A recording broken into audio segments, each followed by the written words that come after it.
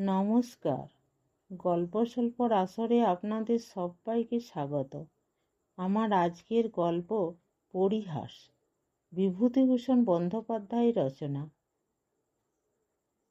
অনেক বছর ব্যবধানে মানব জীবনে যে নাটক অভিনীত হয়, যে সূক্ষ্ম আবেদনের সৃষ্টি করে, এই গল্পটি তারই গল্প।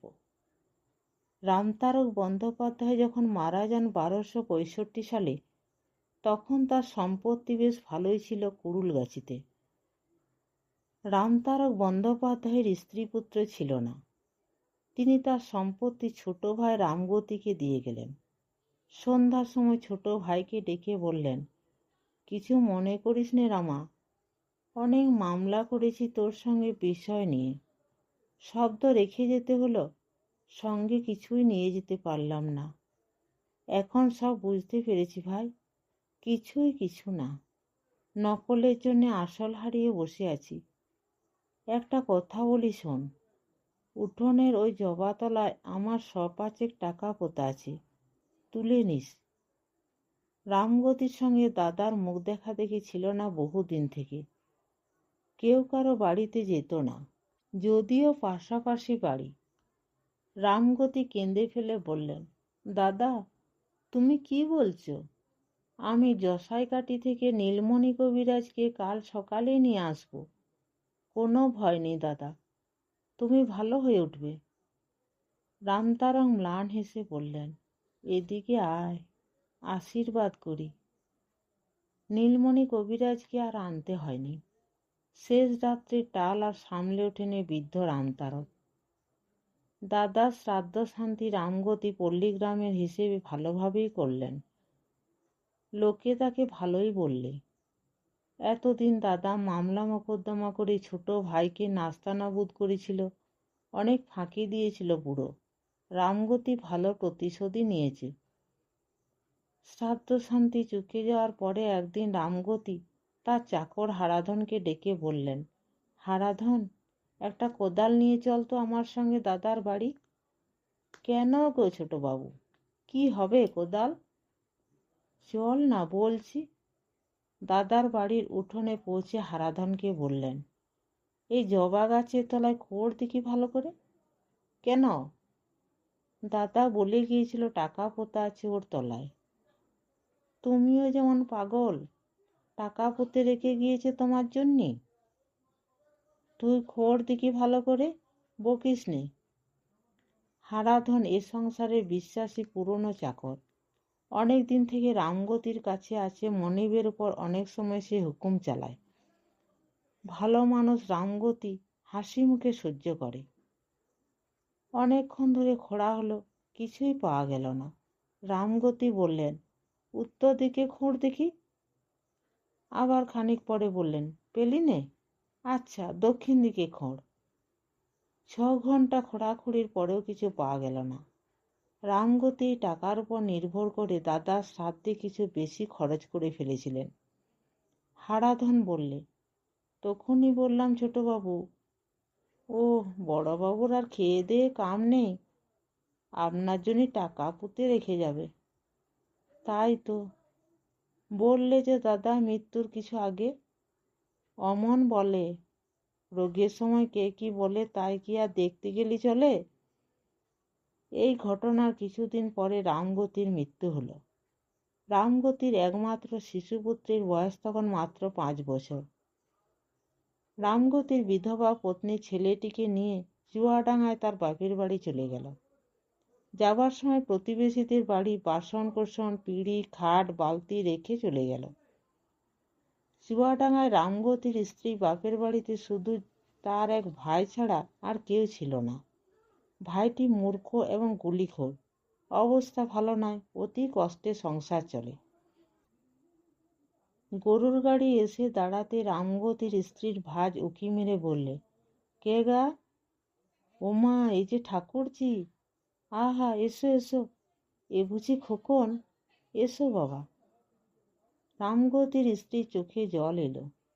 সে যে সংসারে বধূরূপে ঢুকেছিল সেখানকার অবস্থা এদের চেয়ে অনেক সচ্ছল, অনেক ভালো। রামগতির অংশে 30 বিঘে জমি ছিল প্রজাবিলি।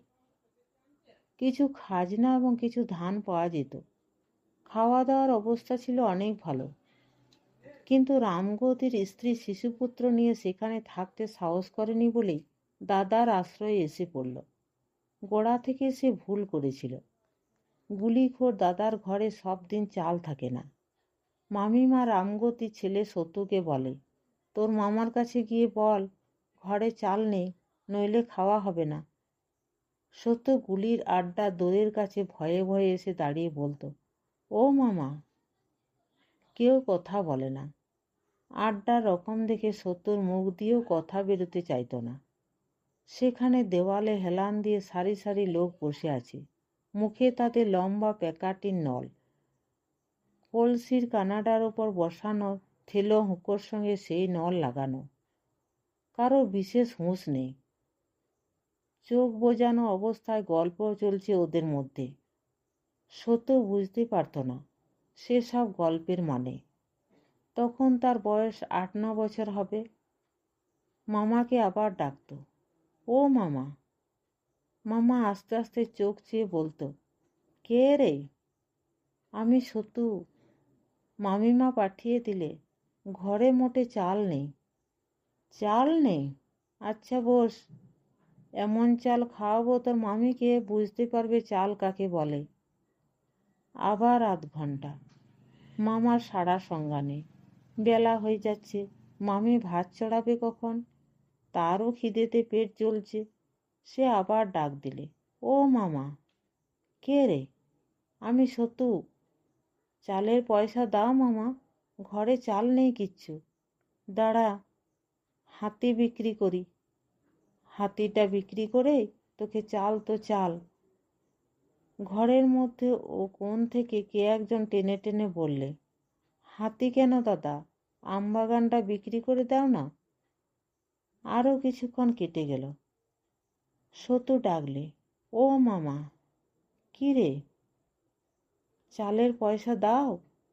মামা ট্যাগ থেকে 2 আনা পয়সা বার করে ওর দিকে ছুঁড়ে দিয়ে বললে, যা, আর নেই, ওই দিয়ে চালাতে বল গে যে করে হোক। এই রকম ছিল মামার বাড়ির সংসার। মামি খুব ভালো লোক ছিলেন না। ভাত দুটো দিতেন বটে, কিন্তু হাজার মুখনাড়া দিয়ে আর হাড় ভাঙা খাটিয়ে নিয়ে। সতুর মা ইতিমধ্যে একবার কুড়ুলগাছিতে গিয়ে দেখেন তাদের জমি জমা অপরের দিব্যি দখল করে ভোগ করছে। তার হয়ে কথা বলে এমন লোক পাওয়া গেল না। মামলা করা একা মেয়ে মানুষের কর্ম নয়। দেখে শুনে তিনি আবার বাপের বাড়ি চলে এলেন। সতু গ্রাম্য পাঠশালায় লেখাপড়া শিখে 2 ক্রোশ দূরবর্তী চুয়াডাঙ্গার হাই স্কুলে ভর্তি হলো। কয়েক বছর অতি কষ্টে পড়াশোনা করে সে 2য় বিভাগে এন্ট্রান্স পাস করলে। তার বয়স তখন 18 বছর। এই সময় সতুর মা পরলোক গমন করলেন। সতুর মামিমা ওকে বললেন, এইবার একটা চাকরি টাকরি দেখে নাও বাবা, সংসার আর চলে না। তোমার মামাও বুড়ো হয়েছেন, আর তার ক্ষমতাও নেই চালাবার। মামা তো ভাই দুটি ছিল অজমূর্খ। বর্ণজ্ঞান পর্যন্ত তাদের হয়নি। পরের গাছে আম কাঁঠাল চুরি, মাছ ধরা, এই ছিল তাদের কাজ। সতুর চেয়ে বয়সেও ওরা ছোট ছিল, সুতরাং সতুর উপর পড়ল গোটা সংসারের দায়িত্ব। একদিন ওর মামি বললেন, সতু, একবার যা কুড়ুলগাছিতে। ঠাকুর জামাইয়ের অনেক সম্পত্তি ছিল। ঠাকুরজি অনেক বাসন কোসন পরের বাড়ি রেখে এসেছিল শুনতাম। দেখে আয় দেখি বাবা।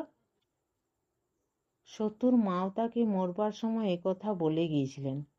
বলেছিলেন, অমুক অমুকের বাড়ি বাসন আছে, রূপোর খাড়ু আছে। দাদার তো এই সংসার, কখনো আনতে ভরসা পায়নি, উড়ে যেত এতদিন। তারা খুব বিশ্বাসী।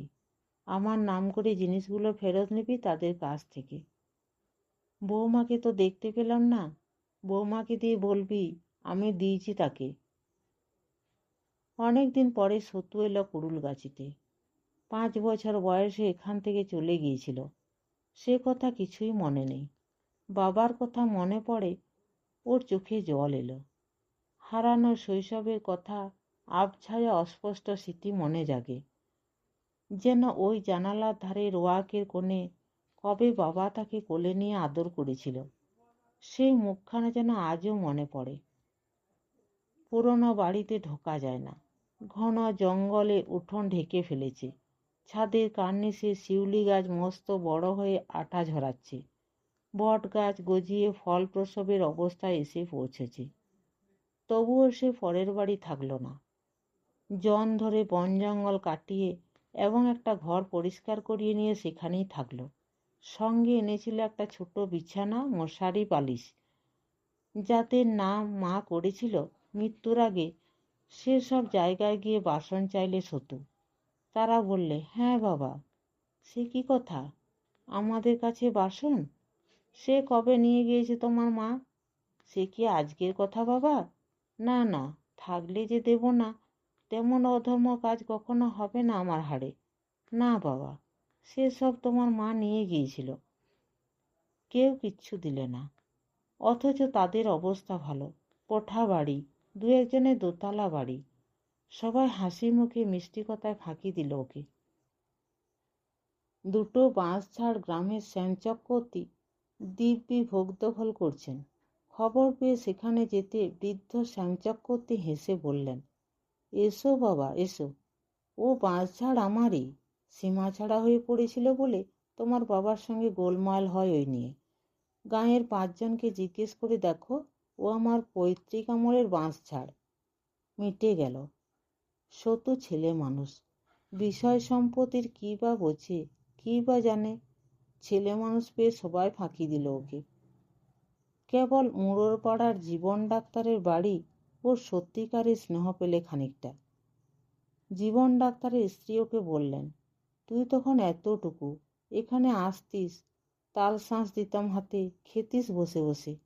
আহা, তোর মার তো আর মরবার বয়স হয়নি, অল্প বয়সে মারা গেল।